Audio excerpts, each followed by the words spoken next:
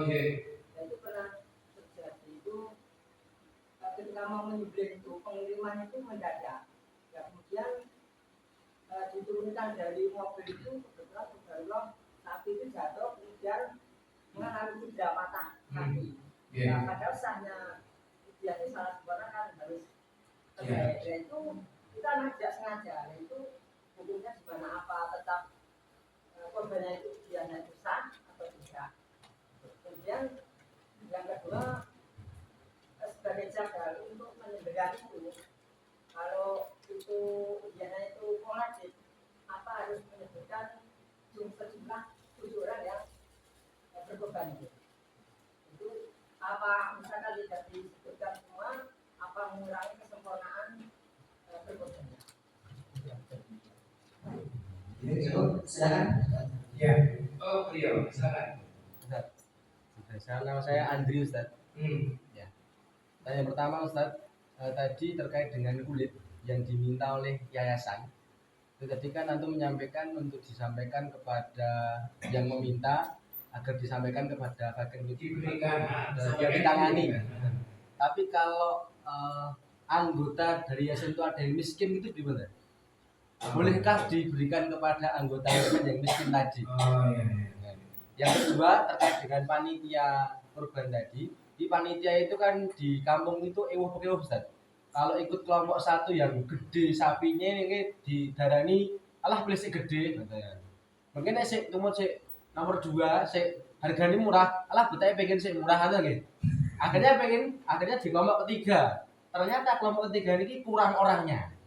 Sampai mau Idul Adha tetap kurang orangnya. Bolehkah gabung kelompok dengan masjid lain Ustaz? Yang juga sama-sama kurang orangnya tapi terjumlahkan insya Allah pas. Benar. Baik. Yang pertama untuk kasus kecelakaan, jadi perlu disadari bersama bahwa ada kalanya kita terhalang dari melaksanakan suatu amalan, tapi kita tetap mendapatkan pahalanya secara utuh. Kadang-kadang ada kondisi seperti itu, yaitu mesti disadari bersama. Karena kan kayak langsung tadi kecelakaannya hanya patah kaki, lah kan bisa jadi kecelakaannya sapinya mati. Sapinya mati sih nanti sombong. Panitia kan ganti, apa duit panitia. Panitia jadi korban,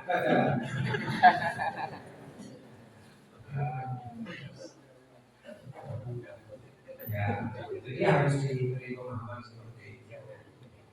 Terus sekarang kalau yang jatuh patah tadi gimana Ustaz? Karena itu bukan unsur kesengajaan.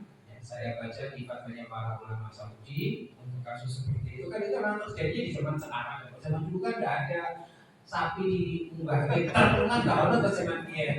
Nanti zaman salaf nggak ada pertanyaan kayak gitu. Manusia orang mudah truk zaman dia. Nah, makanya adanya di zaman sekarang. Nah, di ulama-ulama zaman sekarang menyatakan bahwa kalau kondisinya kejadiannya seperti itu tetap disembelih dan tetap sah. Jadi kan bukan disengaja dipatahin misalnya gitu kan. Jadi tetap sama yang saya baca seperti itu. Kalaupun mati, jadi tidak ada yang perlu menggantikan. Insya Allah semuanya yang berkorban tadi tetap dapat pahala. Kurang iso. Memang ini soal ya ini bagian ini kan dorake urusan ya kan. Ya belajar menerima takdir. Ini dari yang pelajaran gimana cara takdirnya. Apa ya Pak? Kemudian yang kedua tentang menyebut nama. Kalau pertanyaannya adalah apakah itu mengurangi kesempurnaan? Iya, mengurangi kesempurnaan, tapi sudah sah. Itu waktu berapa menit kalau nyebut 7 nama. Ini korban Pak Fulan dan keluarganya, Pak Fulan dan keluarganya, Pak Fulan dan keluarganya, Pak Fulan dan keluarganya, Pak Fulan dan keluarganya, Pak Fulan dan keluarganya. Berapa detik? Orang masih jam. Orang nanti sama menit insya Allah. Kalau di sebenarnya dengan membaca Al-Quran itu biar sempurna. Tapi kalau tidak dibaca tetap kalau baca tahun pisan orang sesempurna mungkin kok ya Akhirnya kok ya Akhirnya kepada waktunya kok ya. Jadi usahakan sesempurna mungkin. Ya. Kemudian pertanyaan dari Mas Andri tadi tentang gimana kalau misalnya dari orang-orang di yayasan tadi ada fakir miskinnya diberikan kepadanya, boleh atau tidak boleh, tidak ada masalah. Ya. Diberikan kepada anggota yayasan atau anak-anak yang di yayasan itu atau masyarakat sekitar yayasan itu, tidak ada masalah, alias diperbolehkan. Yang penting sesuai dengan aturan-aturan syariat itu disampaikan kepada fakir miskin karena itu bagian dari binatang kurban. Ya. Kemudian yang kedua digabung ya, menggabung korban masyarakat Masjid Al-Hidayah dengan Masjid Al-Hadi misalnya. Boleh apa tidak? Boleh, tidak ada masalah. Tidak ada masalah. Kalau digabungkan dengan kampung sebelah juga ada masalah. Bahkan kalau yang donasi tadi ya, dibutuhkan 7 orang, siji wong Sukoharjo, siji wong Pitu, tapi bulan 1,5 misalnya.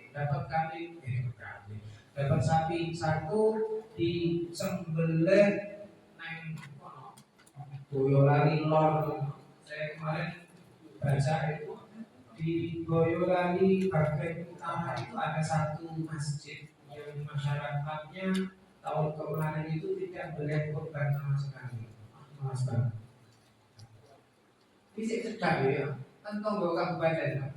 Boyolali kan saya tonggo. Orang tua kalau Papua Kalimantan, orang sih Boyolali. Itu ada. Saya baca ceritanya seperti itu. Dikirim ke sana misalnya, dibilang ke kono. Mas, tapi aku ya jalur bahagia dia berkenan apa? Panitia menyanggupi ya diambilkan untuk dikirim alamat.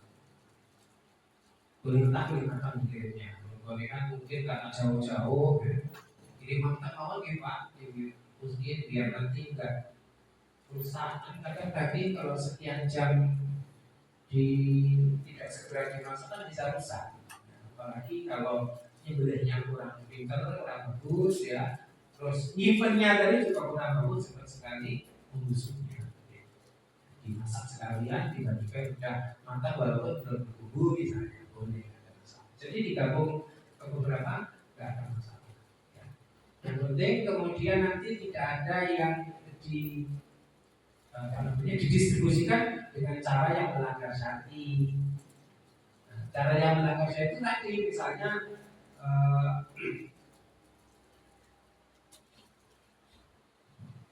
didol misalnya itu nggak boleh dijual. Termasuk menjual tulangnya, ini kan ada kejadian. Saya pernah ditanya sama pemilik bakso Alek, sama namanya lupa saya. Tahu bakso Alek? Kamu baca Pak Alek di sini.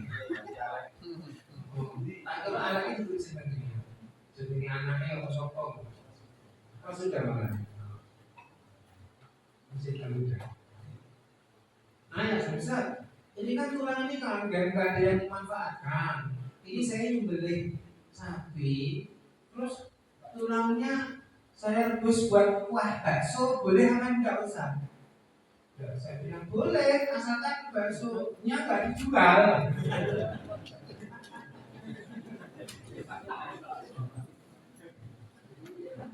Jadi kalau dijual nggak boleh, kan jadi ada bagian dari binatang korbannya yang dia nyembelih 1 ekor sapi, tulangnya nggak masih tulang. Masih kayak masyarakat itu. Sampai yang mau ambil tulang silakan. Ada yang ambil tulang kayak dewe gitu.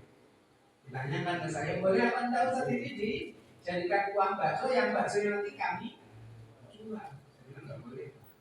Kalau jenengan mau ya silakan ambil tulang-tulang dari sapi untuk yang lain, yang punya jenengan jangan jenengan ambil. Kan orang mati gitu besar. Masalahnya orang menunggui. Masalah ibadah ini banyak hal yang tidak bisa dilogika. Okay. Masalah ibadah itu memang hanya yang tidak bisa dilogika.